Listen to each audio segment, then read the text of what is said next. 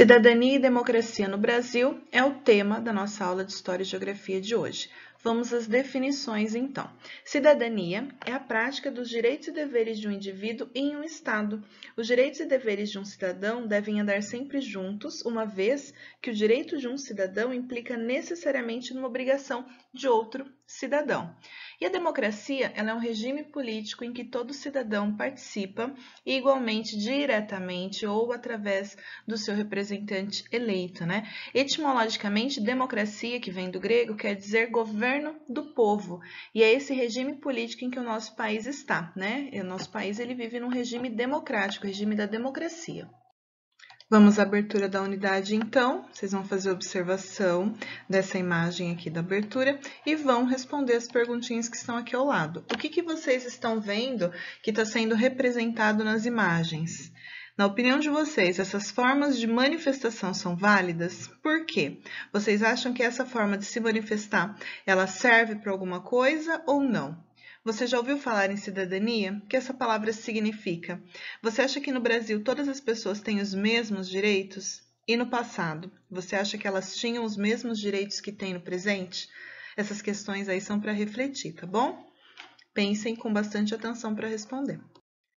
Vamos aprender a partir de agora como que um país com tantas riquezas naturais, com essa grande população, é administrado. O nosso país ele é um Estado nacional, quer dizer que ele tem governo e território próprios, né? Nosso Estado ele é democrático, somos nós que escolhemos os nossos líderes através da votação, é o povo que elege o seu representante através do voto. Quem governa o país é o presidente, e ele que escolhe os ministros, implementa programas do governo, executa as leis, entre outras coisas. Os ministros, eles cuidam dos interesses nacionais. Então, para cada um dos interesses nacionais, há um ministro na frente. Então, tem o ministro para a saúde, para o trabalho, para o transporte, para a educação, né? Eles são os ministros que cuidam dessa parte. Os senadores e os deputados federais, eles elaboram leis federais e fiscalizam o trabalho do presidente. Estados e municípios brasileiros. Então, aqui a gente tem o mapa do Brasil político. Nele tem todos os estados que o nosso país possui e as suas capitais. O nosso país ele é o quinto maior país do mundo, dividido em 27 estados que abrigam cerca de 5.500 municípios. Para cada estado, são eleitos por meio de voto, direto um governador e deputados estaduais. Nos municípios são eleitos os prefeitos e os vereadores, e os municípios são a menor divisão administrativa do país. Cada um deles é composto por bairros, tanto na área rural como na área urbana. Como funcionam os municípios? Então, a gente já viu que o prefeito, né, é quem governa os municípios e os vereadores eles são responsáveis pela fiscalização e elaboração das leis municipais. O prefeito ele escolhe os secretários que implementam e coordenam os serviços da prefeitura, como as creches, os postos de saúde, né? São os secretários que auxiliam o prefeito. Cada município ele é dividido em bairros. Os bairros eles podem ser rurais ou urbanos, como eu já disse anteriormente, e os bairros eles não têm autonomia política, eles são subordinados à prefeitura também, como o restante da cidade. Vamos às atividades então. A primeira eu vou fazer junto com vocês. Vocês vão ler essas 3 frases, vão colocar V para as que forem verdadeiras e F para as que forem falsas. As que forem falsas, vocês vão reescrevê-las para que elas fiquem verdadeiras, tá bom? Então vamos para a primeira. O Brasil é um Estado nacional, pois tem governo e território próprios. Sim, é verdadeira. O presidente governa o município e é escolhido pelo governador. Então vamos por parte. O presidente governa o município? Não, o presidente ele governa o país, né? Quem governa o município são os prefeitos. E ele é escolhido pelo governador, mas a gente não vive num país democrático, a gente não está num regime democrático onde os representantes são eleitos pelo voto, então ele não pode jamais ser escolhido pelo governador. Então essa frase ela é falsa.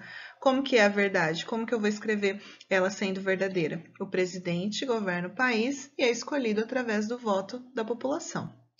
Entre as funções dos senadores e dos deputados federais está a fiscalização das medidas tomadas pelo presidente.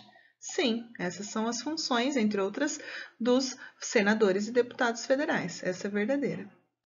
Atividade 2. Como o prefeito é escolhido para governar o município e quem o auxilia nessa tarefa? Então, nós já aprendemos que todo representante do povo é escolhido pelo povo, né? No regime que nós vivemos, que é o regime democrático.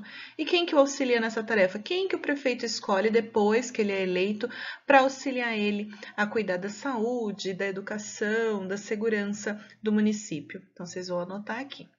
Número 3. De acordo com o que você aprendeu sobre os bairros, é possível afirmar que essas regiões são administradas sem intervenção da prefeitura? Justifique sua resposta. Então, os bairros, eles não têm, eles têm autonomia política? Eles não têm. Então, eles vivem sem administração e sem a intervenção da prefeitura? Então, vocês vão escrever se sim, se não e por quê. Qualquer dúvida, vocês voltem um pouquinho esse vídeo que eu já expliquei ali atrás sobre a autonomia dos bairros ou deem uma lida nos textos da apostila também. Número 4. Identifique um serviço que é oferecido pela prefeitura do município em que você vive e descreva a importância desse serviço para a população. Vocês podem escolher um serviço específico e escrever sobre a importância dele ou escrever sobre vários e também sobre a importância de cada um deles. Então, que serviço que a prefeitura oferece? Saúde, educação, transporte, segurança. Então, vocês podem escrever sobre vários ou apenas sobre um, mas não esqueçam de escrever sobre a importância desse serviço. Questão número 5 é uma questão bem interessante, né? Como você viu, em uma democracia, toda a população participa por meio do voto da escolha dos seus governantes. No período de eleições, diversos candidatos concorrem aos cargos de governo e fazem campanhas para divulgar as suas ideias.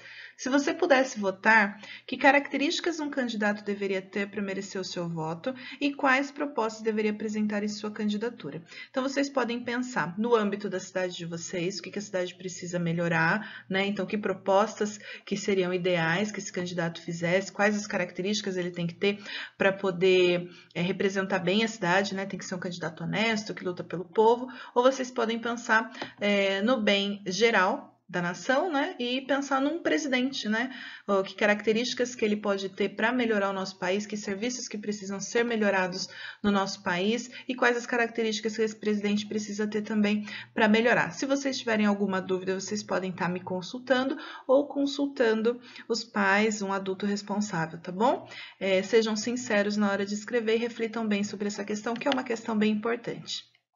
A nossa aula de História e Geografia termina por aqui. Espero que vocês tenham compreendido bem o tema de hoje, tenham refletido bem sobre o assunto, né, sobre a cidadania e a democracia no nosso país. Se vocês tiverem alguma dúvida, me procurem, estudem, se cuidem e até a próxima aula.